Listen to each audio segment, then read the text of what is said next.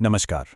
अच्छा, कभी सोचा है कि जब कोई बैंक से लिया हुआ लोन नहीं चुका पाता, तो उस लोन का आखिर होता क्या है? यहीं पर ना बैंकिंग की दुनिया का एक बहुत ही ज़रूरी शब्द सामने आता है, एनपीए, यानी कि नॉन परफॉर्मिंग एसेट। चलिए, आज इसी को एकदम आसान भाषा में समझते हैं। तो आज की इस चर्चा में हम देखेंगे कि एनपीए आखिर है क्या? ये बैंकों के लिए इतनी बड़ी चिंता की बात क्यों है? बैंक अपने अच्छे और बुरे लोन की पहचान कैसे करते हैं?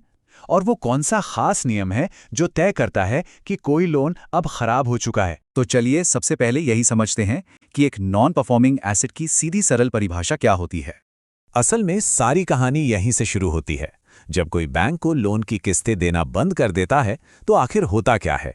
देखिए, आसान शब्दों में कहें तो एनपीए बैंक की कोई भी ऐसी संपत्ति या लोन है जिससे बैंक को कमाई होनी बंद हो गई है। मतलब वो एसेट अब बैंक के लिए कुछ परफॉर्म ही नहीं कर रहा। यानी सीधी सी बात है, जब कोई कर्जदार समय पर अपनी मूल रकम और ब्याज की किस्तें चुकाना बंद कर देता है, तो उसका लोन एनपीए बनने की तरफ बढ़ जाता है। और एनपीए की इस पूरी कहानी में जो एक नंबर सबसे ज्यादा अहम है, वो है 90 दिन। जी हाँ, यही वो समय सीमा है जिसके बाद लोन की कैटेगरी बदल जाती है। अब सवाल उठता है कि एक लोन एनपीए बन गया तो इसमें इतनी बड़ी बात क्या है। असल में ये एक डोमिनो इफेक्ट की तरह काम करता है। जैसे ही किसी बैंक में एनपीएस की संख्या बढ़ती है, एक के बाद एक कई परेशानियां खड़ी हो जाती हैं। देखिए, एनपीएस किसी भी बैंक पर तीन तरफ से हमला करते हैं। पहला, बैंक का मुनाफा कम हो जाता है क्योंकि ब्याज की कमाई रुक गई। दूसरा, इन खराब लोन्स को संभालने का खर्चा बढ़ जाता है। और तीसरा, बैंक की अपनी कुल संपत्ति यानी नेटवर्थ पर भी दबाव आना शुरू हो जाता है। और ये मामला इतना गंभीर हो जाता है कि रेगुलेटर्स भी एनपीए मैनेजमेंट को किसी भी बैंक की सेहत और परफॉर्मेंस को मापने का एक बहुत ज़रूरी पैमाना मानते हैं।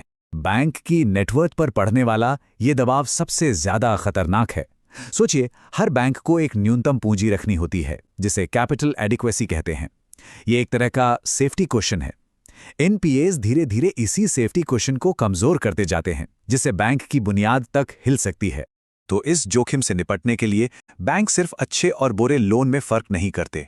वो अपनी सभी संपत्तियों को जोखिम के हिसाब से अलग अलग कैटेगरी में बांटते हैं। ये पूरी प्रक्रिया एक सीढ़ी की तरह है। एक अच्छा हेल्दी लोन स्टैंडर्ड एसेट कहलाता है। जब किस्तें रुकती हैं, तो वो एक पायदान नीचे उतरकर सब स्टैंडर्ड बन जाता है। और देर हुई तो डाउटफुल, और आखिर में लॉस एसेट की कैटेगरी में चला जाता है, जिसका मतलब है कि अब उससे पैसा वापस आने की उम्मीद लगभग खत्म हो चुकी है। तो अब जब हमें ये पूरा ढांचा समझ आ गया है, तो आइए अब उस 90 दिन वाले नियम की बारीकियों को देखते हैं कि ये अलग अलग तरह के लोन पर कैसे लागू होता है। जैसा कि हम देख सकते हैं, ज्यादातर मामलों में, चाहे वो टर्म लोन हो, कैश क्रेडिट हो या कोई और सुविधा, 90 दिन से ज्यादा का नियम ही लागू होता है। ये एक तरह का स्टैंडर्ड बन चुका है। हाँ, ओवरड्राफ्ट के मामले में एक खास शब्द यूज होता है, आउट ऑफ ऑर्डर। इसकी भी अपनी 90 दिन की शर्तें हैं, जैसे कि अकाउंट का लगातार 90 दिन तक अपनी लिमिट से ऊपर रहना, या फिर 90 दिन तक ब्याज भरने के लिए कोई पैसा जमा ना होना। लेकिन एक जगह ये 90 दिन वाली घड़ी काम नहीं करती। वो है खेती किसानी से जुड़े लोन। वहां का हिसाब किताब फसलों के मौसम से चलता है।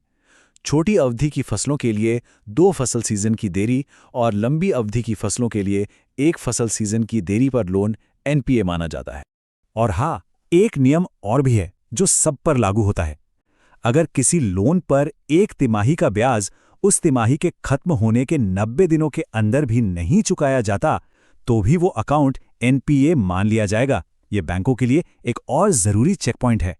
तो ये सब हमें एक आखिरी और बड़े सवाल पर लाकर छोड़ता है। अगर बढ़ते हुए एनपीएस सिर्फ एक लक्षण है जो आर्थिक तनाव को दिखाते हैं, तो फिर इसकी असली बीमारी क्या है? ये सवाल हमें एनपीएस को सिर्फ एक बैंकिंग प्रॉब्लम की तरह नहीं, बल्कि पूरी अर्थव्यवस्था की सेहत बताने वाले एक इंडिकेटर की तरह देखने पर मजबूर करता है। आने वाले वीडियोस में हम बैंकों के नॉन परफॉर्मिंग एसेट्स से जुड़े कई दूसरे मुद्दों पर बात करेंगे। वीडियो देखने के लिए बहुत धन्यवाद।